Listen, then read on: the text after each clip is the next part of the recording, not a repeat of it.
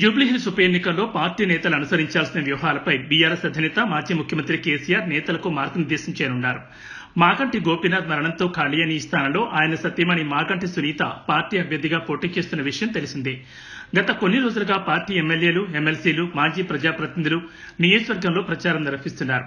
నామినేషన్ల పరిశీలన పూర్తయిన నేపథ్యంలో బుధవారం ఎర్రవల్లి నివాసంలో కేసీఆర్ ను పార్టీ వర్కింగ్ ప్రెసిడెంట్ కేటీఆర్, మాజీ మంత్రి హరీష్ రావు కలిసి మాట్లాడారు.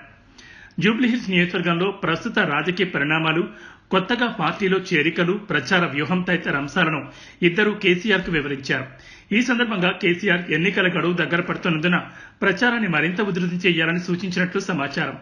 కాంగ్రెస్ ప్రభుత్వంపై ప్రజల్లో తీవ్ర అసంతృప్తి నెలకొన్నందున ఆ ప్రభావం ఉప ఎన్నికల ఫలితాల్లో స్పష్టంగా కనిపిస్తుందని ఆయన అభిప్రాయపడ్డారు.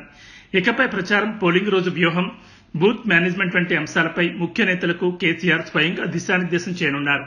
ఇందులో భాగంగా గురువారం ఎర్రవల్లి నివాసంలో పార్టీ ఎమ్మెల్యేలు, ఎమ్మెల్సీలు, మాజీ ప్రజాప్రతినిధులు, కీలక నేతలతో ప్రత్యేక సమావేశం ఏర్పాటు చేసినట్లు సమాచారం.